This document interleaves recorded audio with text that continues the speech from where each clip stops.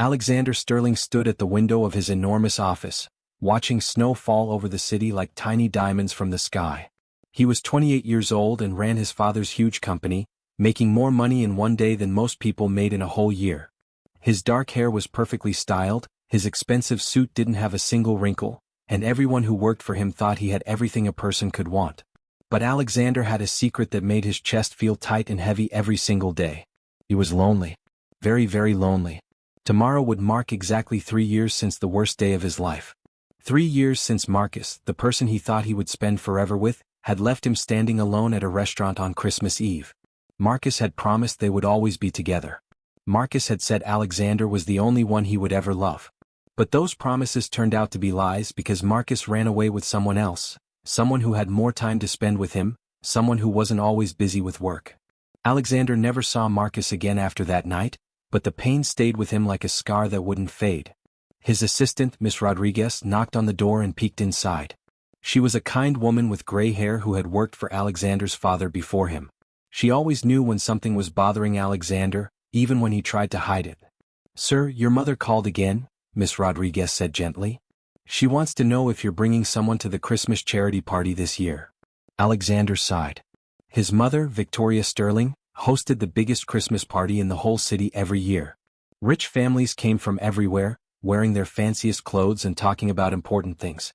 His mother had been asking him for months to bring a partner to the party. She worried about him being alone. She wanted him to be happy. But how could Alexander trust anyone again after what Marcus did to him? "Tell her I'm working on it," Alexander said, which wasn't exactly true. He hadn't been working on it at all. The idea of opening his heart to someone new felt like trying to hold water in his hands. It would just slip away and leave him empty again. Miss Rodriguez smiled a little. "Actually, I have an idea. There's a matchmaking service downtown. It's run by a young man named Elliot Brooks. He's supposed to be very good at helping people find the right person. Maybe you could give it a try." Alexander wanted to say no. The whole idea seemed silly. How could a stranger possibly understand what he needed? But then he thought about his mother's worried face. He thought about spending another Christmas alone, pretending to smile while everyone around him was happy and in love. Maybe, just maybe, this matchmaker could help him find someone safe, someone who wouldn't break his heart into a million pieces again. "Fine," Alexander said. "Set up a meeting with this Elliot Brooks. But I want to meet him today. The party is in 5 days and if I'm going to do this, I need someone by then." Miss Rodriguez looked surprised but nodded quickly. She pulled out her phone and made the call right away. Alexander could hear her talking to someone in a cheerful voice, explaining that Mr. Sterling needed an appointment immediately and money was not a problem. After a few minutes, she hung up and smiled. "You have an appointment at 4 o'clock this afternoon," she said. "The office is on Maple Street, above the bakery." Alexander nodded and turned back to the window. He felt nervous, which was strange because he never felt nervous about business meetings. But this wasn't about business. This was about his heart, and his heart had already been broken once. He wasn't sure it could survive being broken again. Meanwhile, across the city in a tiny office that was much too cold, Elliot Brooks was panicking. He stared at his phone like it might explode. His best friend and business partner, Jamie, had just told him that Alexander Sterling, one of the richest men in the entire city, was coming to their matchmaking office in 3 hours. Elliot was 25 years old with messy brown hair that never stayed where he wanted it to go and warm hazel eyes that people said were kind. He wore comfortable sweaters and old jeans because he couldn't afford fancy clothes. His matchmaking business was barely surviving. Most months he could only pay the rent by eating cheap noodles for dinner and skipping lunch. He had started the business 2 years ago because he truly believed everyone deserved to find love, even if he hadn't found it himself yet. "We can't mess this up," Jamie said, pacing back and forth across the small office. Jamie had short red hair and freckles and wore glasses that were always sliding down their nose. "If we do a good job for Alexander Sterling, everyone will hear about it. We could finally make real money. We could pay our bills without worrying every single month." Elliot took a deep breath and tried to calm down. He had helped dozens of people find love over the past 2 years. He was good at seeing what people truly needed, even when they didn't know themselves. He asked questions that made people think. He listened carefully to every word they said and every word they didn't say. But Alexander Sterling was different. He was famous. He was powerful. And according to the internet articles Elliot was frantically reading, Alexander had been hurt badly in the past. "I need to research everything about him," Elliot said, typing quickly on his old laptop. I need to understand who he really is, not just who people think he is. For the next 3 hours, Elliot read everything he could find. He learned that Alexander's father had died when Alexander was only 23, leaving him in charge of a huge company. He learned that Alexander worked 16 hours every day and rarely took vacations. He learned that Alexander donated lots of money to hospitals and schools but never talked about it in public. And he learned about Marcus, the person who had broken Alexander's heart 3 years ago on Christmas Eve. Elliot felt his own heart ache when he read that story. He understood what it felt like to be betrayed by someone you trusted. 2 years ago, Elliot had been in love with someone named David. David had seemed perfect at first, bringing Elliot flowers and saying sweet things. But then Elliot discovered that David was only pretending to care about him. David had been using Elliot to get closer to Elliot's rich cousin, hoping to get money or connections. When Elliot found out the truth, he felt like the whole world had turned dark and cold. That betrayal was part of why Elliot started his matchmaking business. He wanted to help people find real love, the kind that didn't hide lies and secrets. At exactly 4 o'clock, the door to the office opened. Alexander Sterling walked in and Elliot's breath caught in his throat. Alexander was even more handsome in person than in his pictures. He was tall with broad shoulders and eyes that were a deep, stormy gray. But those eyes also looked tired and sad, like someone who had forgotten how to smile for real. "Mr. Sterling," Elliot said, standing up quickly and almost knocking over his chair. "Thank you for coming. Please sit down." Alexander looked around the small, shabby office. Elliot felt embarrassed about the crooked posters on the wall and the old couch that sagged in the middle. But Alexander didn't make any mean comments. He just sat down carefully and looked at Elliot with those serious gray eyes. "I'll be honest with you," Alexander said. His voice was deep and smooth. "I don't believe in matchmaking. I don't believe in love anymore at all. But my mother is worried about me and I have a party in 5 days. I need someone to come with me as my date. Can you help me with that, or am I wasting my time?" Elliot felt a spark of something in his chest. Maybe it was determination. Maybe it was hope. He looked at this powerful, hurt man sitting across from him and made a decision. He wasn't going to just find Alexander a fake date for some party. He was going to help Alexander remember how to trust again. He was going to help Alexander heal. "I can help you," Elliot said firmly. "But I need you to trust me and answer my questions honestly. Can you do that?" Alexander studied Elliot's face for a long moment. Elliot felt like those gray eyes could see right into his soul, seeing all his fears and dreams and secrets. Finally, Alexander nodded. "I'll try," Alexander said quietly. And so they began. Elliot asked Alexander questions about what he wanted in a partner. What made him happy? What made him feel safe? What were his hobbies? Alexander answered slowly at first, like someone who had forgotten how to talk about himself as a person instead of as a businessman. But gradually he started opening up. He talked about loving old movies and classical music. He talked about missing his father and feeling pressure to be perfect all the time. He talked about being afraid of being hurt again. Elliot listened to every word, taking notes and nodding. He asked more questions, digging deeper, trying to understand the real Alexander underneath all the expensive suits and serious faces. Hours passed without either of them noticing. The sun began to set outside, painting the sky pink and orange. Finally, Elliot put down his pen and looked at Alexander with a soft smile. "I think I understand what you need," Elliot said. "Give me 2 days to find the right matches for you. Come back on Thursday afternoon, and I'll have 3 people for you to meet. One of them will be perfect for your party." Alexander stood up to leave. He reached into his jacket and pulled out his wallet, but Elliot shook his head. "You can pay me after the party," Elliot said. "If I help you find someone good, then we'll talk about money." Alexander looked surprised. Most people wanted his money first and asked questions later. But Elliot was different. Elliot seemed to genuinely care about helping him, not just about getting paid. "Thank you," Alexander said, and for just a second, Elliot saw something soft and vulnerable in those gray eyes. After Alexander left, Elliot collapsed onto the saggy couch and stared at the ceiling. Jamie poked their head out from the back room where they had been hiding. "So?" Jamie asked. "How did it go?" "I think," Elliot said slowly, "that I just met someone who needs help more than anyone I've ever worked with before. And I'm going to make sure he finds happiness no matter what it takes." What Elliot didn't know yet was that helping Alexander find love would lead him into a complicated web of secrets, lies, and painful truths. He didn't know that someone from Alexander's past was watching and planning something terrible. And he definitely didn't know that his own heart was about to get tangled up in ways he never expected. But for now, as the winter snow fell outside and Christmas lights twinkled in the darkness, Elliot felt hopeful. He felt like maybe, just maybe, he could make magic happen. 2 days later, Elliot had everything ready. He had spent every waking hour researching people and setting up meetings and preparing the perfect matches for Alexander. His office looked a little bit nicer now because Jamie had cleaned and bought a cheap string of Christmas lights to hang on the wall. At exactly 2 o'clock on Thursday afternoon, Alexander arrived, looking nervous even though he was trying to hide it. "I have 3 people for you to meet," Elliot explained, gesturing to the 3 folders on his desk. "Each one is special in their own way. The first person is Thomas Chin. He runs an art gallery and loves classical music just like you. He's quiet and thoughtful. The second person is Rafael Martinez. He's a chef who owns a small restaurant downtown. He's warm and caring and makes people feel comfortable. The third person is Damian Wright. He's a lawyer who volunteers at animal shelters on weekends. He's smart and funny." Alexander listened carefully, looking at the information in each folder. Elliot had done an amazing job finding details about each person's interests and personality.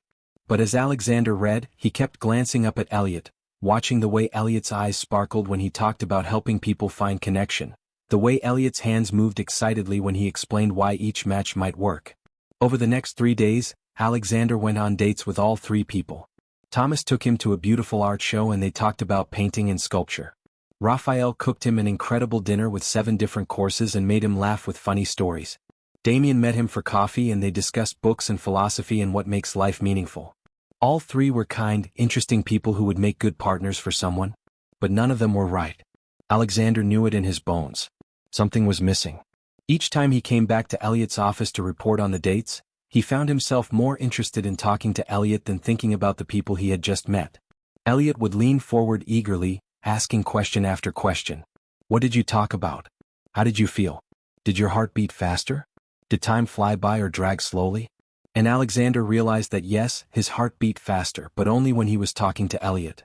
Yes, time flew by, but only during these debriefing sessions in the tiny shabby office above the bakery. It was the day before the Christmas party, and Alexander sat across from Elliot feeling frustrated and confused. "None of them are right," Alexander admitted. "They're all wonderful people but there's no spark. I don't feel anything special." Elliot bit his lip, thinking hard. He looked worried because he had promised to help Alexander, and he was running out of time. Then Elliot took a deep breath and said something that would change everything. "What if I went with you to the party?" Elliot asked quietly. "Just as a backup plan. If you don't want to go alone and none of the matches worked, I could pretend to be your date just for one night. We could tell your mother we're getting to know each other. Then after the party, you'll have more time to find someone real." Alexander's heart jumped in his chest. The idea of spending the evening with Elliot made him feel excited and terrified at the same time. Over the past few days, he had started to look forward to their meetings. He found himself thinking about Elliot's bright smile and kind eyes. But that was dangerous. That was exactly the kind of feeling that had destroyed him before. "Okay," Alexander heard himself say. "Let's do that." Elliot smiled so big and genuine that Alexander felt warm all over despite the cold winter day outside. The night of the Christmas party arrived covered in fresh snow. Alexander sent a car to pick up Elliot, and when Elliot stepped out wearing a borrowed suit that was slightly too big for him, Alexander thought he looked absolutely perfect. Elliot's messy brown hair was neatly combed for once, and his hazel eyes were wide with wonder as they drove to the Sterling mansion. The party was exactly as Alexander had described it, enormous and elegant and full of rich people in expensive clothes. Crystal chandeliers hung from the ceiling, reflecting light everywhere like captured stars. A live orchestra played gentle music in the corner. Waiters walked around carrying trays of fancy food and sparkling drinks. Elliot had never seen anything so beautiful in his entire life. Victoria Sterling, Alexander's mother, was a tall woman with silver hair and sharp eyes that missed nothing. She spotted Alexander and Elliot immediately and glided over to them with a knowing smile. "Mother, this is Elliot Brooks," Alexander said, putting his hand lightly on Elliot's back. "We've been getting to know each other." "How lovely," Victoria said, but her eyes were studying Elliot carefully. "Tell me, Elliot, what do you do?" "I run a matchmaking service," Elliot said honestly because he had never been good at lying. "Actually, Alexander came to me looking for help and we just connected." Victoria's eyebrows went up, but she didn't look upset. Instead she looked pleased. "How wonderfully unexpected. Well, enjoy the party, you two." Alexander, don't hide in the corner all night like you usually do. Dance with your young man. As Victoria walked away, Alexander felt his face grow hot. I'm sorry, he muttered to Elliot. My mother can be a bit much sometimes. She loves you, Elliot said simply. That's nice. My parents stopped talking to me when I told them I liked boys instead of girls. You're lucky to have a mother who care. Alexander looked at Elliot with new understanding. He hadn't known that. There was so much he didn't know about Elliot yet, so much he wanted to learn. The evening continued like a fairy tale. They ate delicious food and talked to Alexander's business partners and danced when the music turned slow and romantic. When Alexander put his arm around Elliot's waist to dance, it felt right in a way that nothing had felt right in 3 long years. Elliot fit perfectly against him, and when Elliot looked up with those warm hazel eyes, Alexander felt something crack open in his chest, something that had been frozen solid since Marcus left. Thank you for doing this, Alexander whispered as they swayed to the music. I know it's just pretend, but it means a lot to me. Elliot opened his mouth to respond, but before he could speak, someone called Alexander's name from across the room. Alexander turned and felt all the blood drain from his face. It was Marcus. Marcus looked exactly the same as he had 3 years ago. Blonde hair, blue eyes, charming smile. He was wearing an expensive tuxedo and walking toward them with confidence, like he had every right to be there. Alexander, Marcus said smoothly. It's been a long time. I heard you were here tonight and I wanted to say hello. I've missed you. Alexander couldn't breathe. His whole body went stiff and cold. Elliot felt it immediately and looked up at Alexander with concern, then looked at Marcus with growing understanding. Who's this? Marcus asked, looking at Elliot like he was a bug that had crawled onto the floor. Your new friend. I'm his date, Elliot said firmly, even though his voice was shaking slightly. He could feel the tension radiating from Alexander's body. Marcus laughed, a mean sound that made Elliot want to punch him. How sweet. Alexander, can we talk privately for just a moment? For old time's sake. Alexander should have said no. He should have walked away. But part of him, the part that was still hurt and confused, wanted answers. Wanted to know why Marcus had left him. So he nodded stiffly. I'll be right back, Alexander said to Elliot, and walked away with Marcus toward a quiet hallway. Elliot stood alone in the middle of the beautiful party, feeling his stomach twist with worry. Something was very, very wrong. He could see it in the way Alexander's shoulders were tight, in the way Marcus's smile didn't reach his eyes. Elliot waited for 5 minutes, then 10, then 15. When Alexander didn't come back, Elliot went looking for him. He found them in a small library off the main hall. The door was slightly open and Elliot could hear voices inside. He knew he shouldn't listen, but something made him stop and pay attention. I made a mistake, Marcus was saying, and he sounded sincere. Leaving you was the worst decision of my life, Alexander. I was young and stupid. I thought I wanted excitement and adventure, but all I really want is you. Come back to me. We can start over. There was a long silence. Elliot held his breath, his heart pounding so hard he thought everyone in the mansion must be able to hear it. Why now? Alexander finally asked, and his voice sounded broken. Why come back after 3 years? Because I finally realized what I lost, Marcus said. I love you, Alexander. I never stopped loving you. Elliot felt tears prick his eyes, but he didn't know why. This wasn't his relationship. This wasn't his heartbreak. He was just the matchmaker, just the pretend date. But it hurt anyway, sharp and deep in his chest. I need time to think, Alexander said quietly. Take all the time you need, Marcus replied. I'm not going anywhere this time. I promise. Elliot quickly walked away before they could come out and find him eavesdropping. He went back to the party and smiled and pretended everything was fine, even though inside he felt like something precious was slipping through his fingers. When Alexander returned 20 minutes later, he looked pale and shaken. He barely spoke for the rest of the evening. He went through the motions of being a good host, but his mind was clearly somewhere else. Elliot tried to act normal, tried to be supportive, but a cold fear was growing in his heart. At the end of the night, Alexander drove Elliot home in silence. When they reached Elliot's small apartment building, Alexander finally spoke. Thank you for tonight, he said, not meeting Elliot's eyes. You did a great job. I'll send payment for your services tomorrow. Services? Elliot repeated, and the word tasted bitter in his mouth. Right. Of course. That's all this was. Alexander still wouldn't look at him. I need some time to figure things out. With Marcus showing up and everything. I understand, Elliot lied. He got out of the car quickly before the tears could start falling. Good luck with everything, Alexander. Elliot ran up to his apartment and closed the door behind him.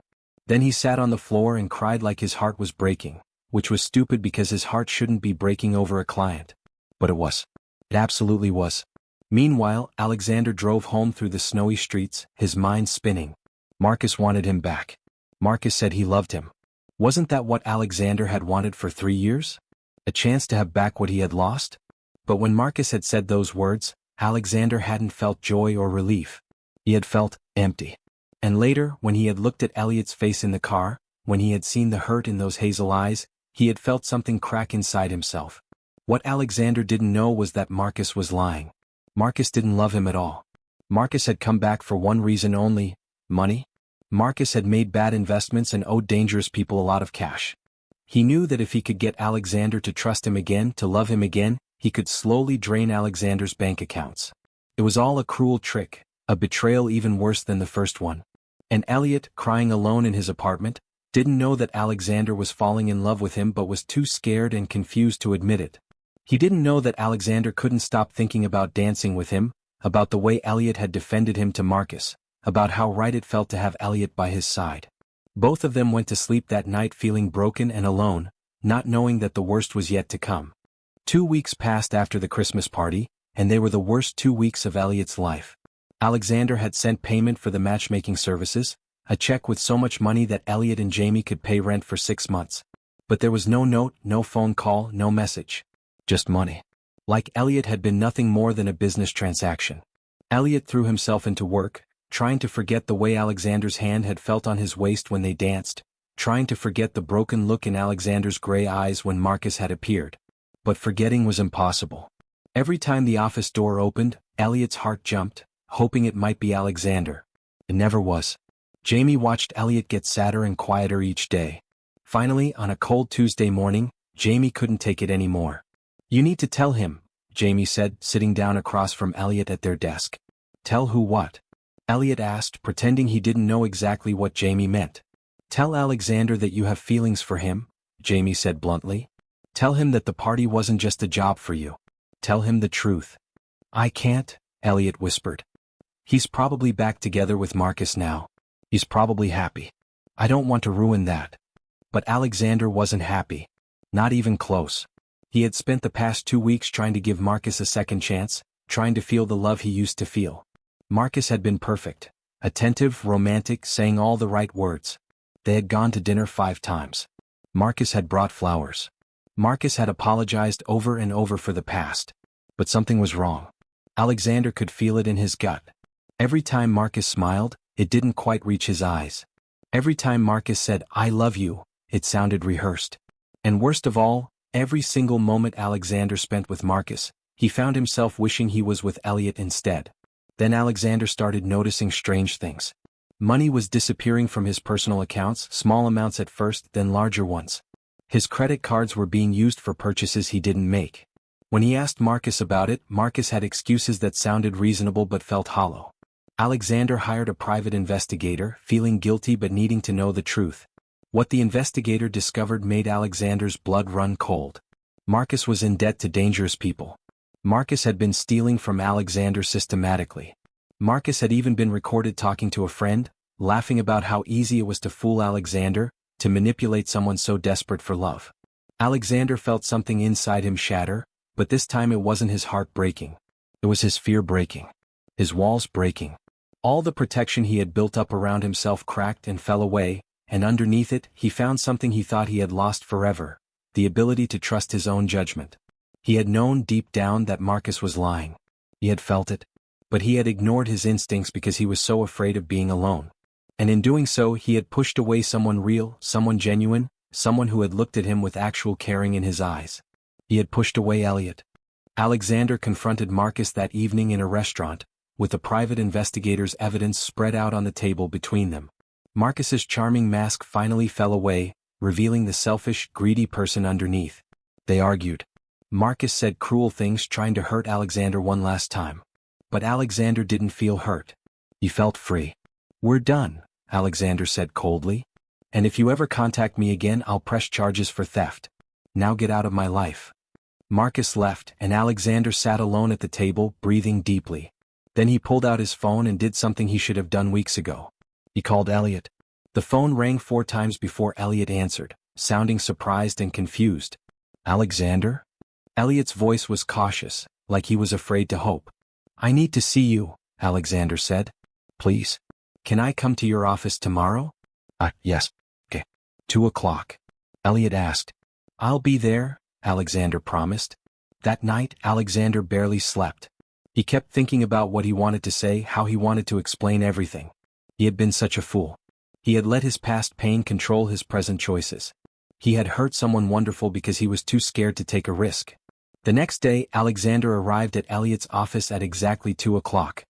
His hands were shaking slightly as he climbed the stairs above the bakery. When he walked in, Elliot was standing by the window looking out at the winter afternoon. He turned when he heard the door and Alexander's breath caught.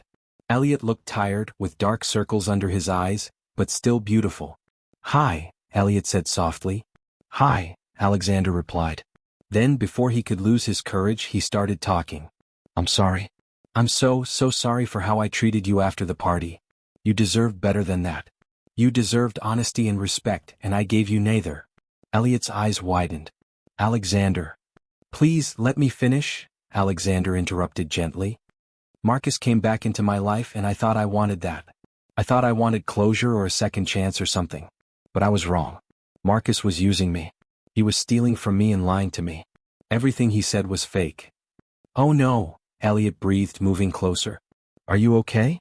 I'm better than okay, Alexander said, and he meant it. Because realizing that Marcus was lying made me realize something else too. It made me realize what real caring feels like. And I felt it with you, Elliot. That night at the party, dancing with you, talking to you, being near you, that was the most real thing I've felt in 3 years. Elliot's eyes filled with tears. You mean that? Every word, Alexander said. He stepped closer until they were only inches apart. I know I have no right to ask this after how I treated you. I know you probably want nothing to do with me. But I have to be honest about my feelings. I think I'm falling in love with you, Elliot Brooks. And I want to know if maybe, possibly, you might feel the same way. For a moment, Elliot just stared at him. Then suddenly he was laughing and crying at the same time, tears streaming down his face. You idiot, Elliot said, but his voice was full of affection. Of course I feel the same way. I've been miserable for 2 weeks. Jamie has been ready to drag me to your house and make me confess everything. I fell for you during all those conversations in this shabby little office. I fell for you watching you be brave enough to try dating again even though you were scared. I fell for you on that dance floor, wishing that it wasn't just pretend. Alexander felt like he might cry too. He reached out and gently wiped the tears from Elliot's cheeks with his thumb. So what do we do now? Alexander asked. Now, Elliot said, smiling through his tears, we start over. We do this right. We take our time. We build something real together, brick by brick, truth by. Continue. 3:41 a.m. Truth. I'd like that, Alexander whispered. They stood there in the small office, holding each other as the winter sun set outside. It wasn't a perfect fairy tale ending. They both still had healing to do. Alexander still had to work through his trust issues. Elliot still had to deal with his fear of being used. But they would do it together. Over the following months they took things slowly. They went on real dates, coffee shops and movie theaters and walks in the park. They talked about everything, their pasts and their fears and their dreams. Alexander learned about Elliot's childhood, about the parents who had rejected him, about the strength it took to build a business from nothing. Elliot learned about Alexander's father, about the pressure of running a company, about the loneliness of always having to be strong. They had fights sometimes because real relationships aren't always easy. There were moments when Alexander's walls went back up and he shut Elliot out. There were moments when Elliot's insecurities made him doubt whether Alexander truly cared. But they always talked through it. They always chose honesty over silence, vulnerability over protection. Alexander made changes in his life too. He promoted someone else to handle more of the company's day-to-day operations so he could work fewer hours. He started taking Sundays off to spend time with Elliot. He donated money to organizations that helped young people who had been rejected by their families, inspired by Elliot's story. And Elliot's business grew. With Alexander's help and connections, more people heard about the matchmaking service. But Elliot stayed true to his values. He never just matched people for money. He always looked for real compatibility, real connection. He helped dozens of people find love, but his favorite success story was always his own. 6 months after that conversation in the office, Alexander took Elliot back to the Sterling mansion for another party, but this time it was different. This time, Alexander proudly introduced Elliot as his partner, his boyfriend, the person he loved. Victoria Sterling hugged Elliot warmly and whispered, "Thank you for bringing my son back to life." 1 year after they met, on a snowy December evening very much like the one when they had danced together for the first time, Alexander took Elliot to a small, quiet restaurant. After dinner he got down on one knee and pulled out a simple, beautiful ring. "Elliot Brooks," Alexander said, his voice steady and sure, "you taught me that betrayal doesn't have to destroy you. You taught me that healing is possible. And you taught me that real love, the kind built on honesty and trust and patience, is worth every risk. Will you marry me?" Elliot said yes before Alexander even finished the question. They kissed in the restaurant while other diners clapped and cheered. And Elliot thought about how strange life was, how pain could lead to joy, how endings could become beginnings. They got married the following spring in a small ceremony with just their closest friends. Jamie was Elliot's best person, crying happily through the whole thing. Victoria Sterling sat in the front row, beaming with pride. And when Alexander and Elliot said their vows, promising to be honest and patient and brave together, there wasn't a dry eye in the room. As for Marcus, he faded into the past where he belonged. Alexander heard through mutual friends that Marcus had eventually faced consequences for his debts and his lies. But Alexander didn't spend time thinking about him anymore. The betrayal that had once defined Alexander's life became just a chapter in his story, not the whole book. And Elliot, who had once been betrayed by someone who pretended to love him, found real love with someone who chose him every single day. Together they built a life full of warmth and laughter and trust. They had breakfast together every Sunday morning. They took vacations to places neither had ever been. They supported each other's dreams and celebrated each other's victories. Years later, when people asked them how they met, Elliot would always laugh and say, "He hired me to find him love, and I accidentally found it for both of us." And Alexander would add, "Best business decision I ever made," before pulling Elliot close and kissing him softly. Their story became one that Elliot loved to tell his clients when they felt hopeless about finding love. He would tell them about a billionaire who thought he would never trust again, and a matchmaker who thought he wasn't worthy of being loved. He would tell them how betrayal had brought them both to their knees, how healing had seemed impossible, and how love had found them anyway when they were brave enough to be vulnerable. The best love stories, Elliot would say, aren't the ones without pain. They're the ones where two people choose each other despite the pain, where they build something beautiful from the broken pieces of their pasts. And in their cozy home, surrounded by photos of their adventures and memories of their journey, Alexander and Elliot lived proof that second chances were real, that healing was possible, and that true love was always worth the risk. The wedding day arrived on a beautiful spring morning when cherry blossoms floated through the air like pink snow. The ceremony was held in a small garden that Victoria Sterling had arranged, with white chairs arranged in neat rows and flowers everywhere creating an enchanted atmosphere. Alexander stood at the altar wearing a perfectly tailored gray suit that matched his eyes, his heart racing as he waited. When the music started and Elliot appeared at the end of the aisle, Alexander felt tears prick his eyes. Elliot wore a simple white suit that fit him perfectly now, no longer borrowed or too big. His messy brown hair was styled but still had that endearing quality that Alexander loved. His hazel eyes were bright with happy tears. Jamie walked beside Elliot, having insisted on being the one to give their best friend away. Jamie wore a lavender suit and was already crying behind their glasses, clutching a bouquet of white roses. As Elliot reached the altar, Alexander took his hands, and they stood facing each other while their small group of loved ones watched. Victoria Sterling dabbed at her eyes with a lace handkerchief in the front row. The officiant smiled warmly at them both. "We are gathered here today," the officiant began, "to witness the union of two souls who found each other in the most unexpected way." When it came time for vows, Alexander spoke first, his voice strong despite the emotion shaking through him. "Elliot, when I walked into your shabby little office a year ago, I was broken. I had given up on love, on trust, on believing that happiness was possible for me. But you saw past all my walls. You saw the real me, the person I had forgotten how to be. You taught me that being vulnerable isn't weakness, it's the bravest thing we can do. I promise to choose you every single day, to be honest even when it's hard, to support your dreams, and to build a life with you filled with the kind of love you've always deserved. I love you, Elliot Brooks, with everything I am." Elliot was crying openly now, but his smile was radiant. "Alexander," Elliot began, his voice trembling, "I spent so long believing I wasn't enough, that I wasn't worthy of real love. Then you walked into my life and showed me what it means to be truly seen. You could have anyone, but you chose me. You chose honesty over convenience, healing over hiding, and love over fear. I promise to be patient with you, to celebrate your victories, to comfort you in your struggles, and to remind you every day that you are loved exactly as you are. Thank you for taking a chance on the matchmaker who accidentally matched himself. I love you with my whole heart. They exchanged simple gold bands, and when the officiant pronounced them married, Alexander pulled Elliot close and kissed him deeply while their friends and family erupted in cheers and applause. At the small reception that followed, Jamie gave a tearful speech about watching Elliot transform from heartbroken to hopeful to genuinely happy. Victoria welcomed Elliot into the Sterling family with warmth and grace. Friends toasted to second chances and unexpected love stories.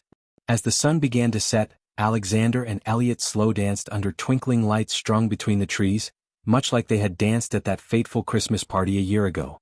But this time there were no pretenses, no fears, no Marcus lurking in the shadows. There was only the two of them, married, committed, and deeply in love. Can you believe this is real? Elliot whispered against Alexander's shoulder. Sometimes I still can't, Alexander admitted, pulling back to look at his husband, with wonder. But I'm so grateful it is. You're my happy ending, Elliot. No, Elliot corrected with a soft smile. I'm your happy beginning. And as they swayed together under the spring sky, both men knew that despite all the betrayal and pain that had brought them to this moment, they would choose it all over again if it meant finding each other. Because true love, they had learned, was worth every risk, every tear, and every brave step into the unknown.